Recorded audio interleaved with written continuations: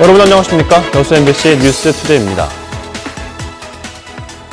전라남도가 동절기 인플루엔자 환자 발생에 대비해 시군보건소와 지정의료기관에서 인플루엔자 예방접종을 실시합니다. 전라남도는 올해는 지난해와 달리 어린이 무료 접종 대상이 생후 59개월 이하에서 12세까지로 확대됐다며 어린이들에 대한 예방접종은 이미 시작했고 이어 순차적으로 고위험군인 65세 이상 어르신, 50에서 64세 기초생활수급권자, AI 대응 요원 등에 대해 접종할 계획입니다.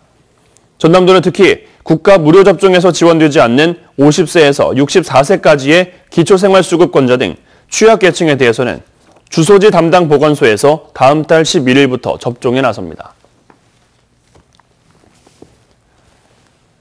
민자유치 방식으로 추진할 예정이던 여수 남산공원 2단계 조성 사업이 원점에서 재검토되고 있습니다. 관광 활성화를 위한 랜드마크로 활용할지, 시민들을 위한 자연 친화적인 공간으로 조성할지 의견이 분분해 지자체의 고민이 깊어지고 있습니다. 문영철 기자가 취재했습니다. 여수 구도심권에 위치한 높이 70m의 남산공원입니다. 돌산대교와 거북선대교, 바다와 도심의 풍경까지 한눈에 담을 수 있어 경관 명소로 꼽히는 곳입니다. 주차장과 진입도로를 조성하는 1단계 사업이 끝나 이제 축구장 4개 크기의 정상부를 개발하는 2단계 사업을 앞두고 있습니다. 당초 여수시는 민자유치를 통해 상업시설 위주의 랜드마크로 활용할 계획이었고 실제 일부에서는 물밑으로 2천억 원대의 투자 의향을 밝히기도 했습니다. 하지만 밀려드는 관광객들로 시민들의 휴식 공간이 부족해진 데다 교통난이 더 심해질 것이란 우려도 커지면서 활용 방안을 둘러싼 의견은 여전히 분분합니다. 여수 시민으로서는 휴식 공간이 좋지만 여수시를 발전을 해서 나가려면 영업용으로 해서 하는 것도 괜찮고. 최근 간부급 공무원을 대상으로 한 조사에서는 관광형 랜드마크로 개발해야 한다는 응답이, 반대로 온라인 시민 설문조사에서는 자연 친화형 공원으로 조성하자는 의견이 많았습니다. 여수시는 우선 각계 전문가들이 참여하는 간담회를 통해 구체적인 활용 방안을 논의한 뒤 이를 토대로 공식적인 여론조사를 진행하기로 했습니다.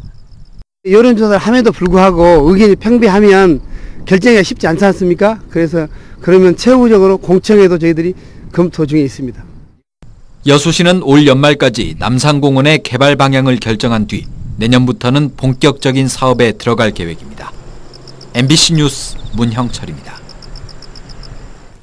순천시가 은퇴를 앞둔 지역민들의 미래 설계를 위해 지원 사업을 추진합니다. 순천시는 지난 7월 제정된 관련 조례를 토대로 관내 거주하고 있는 장년층들에게 생애 설계 교육을 실시하고 내년에 인생 이모작 지원센터를 개소해 정보와 사회공헌 활동 지원에 도움을 줄 계획입니다.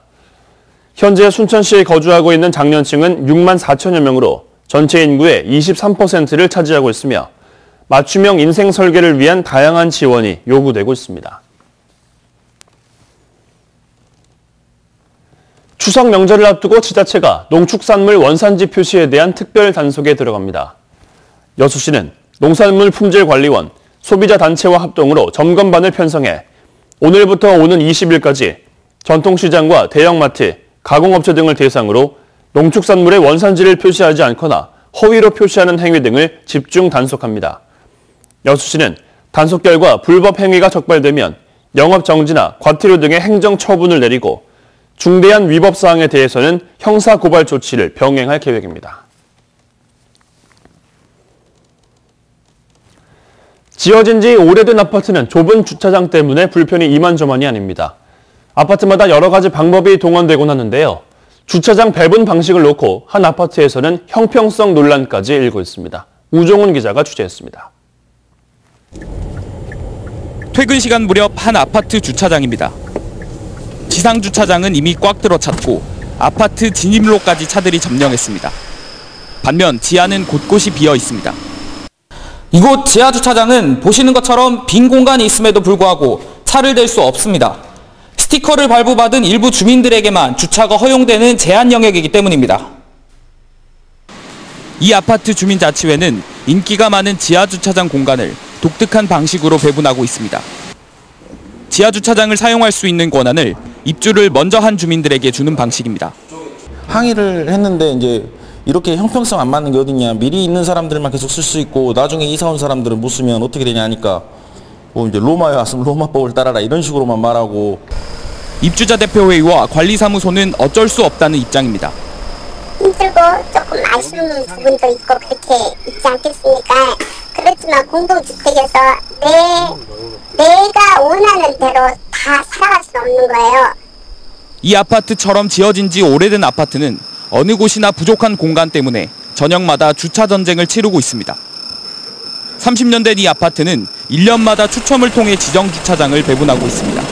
항상 똑같은 방법으로 추첨하기 때문에 불공정할 수도 없고 본인이 뽑으니까 추첨을 본인이 뽑으니까 불공정할 수가 없잖아.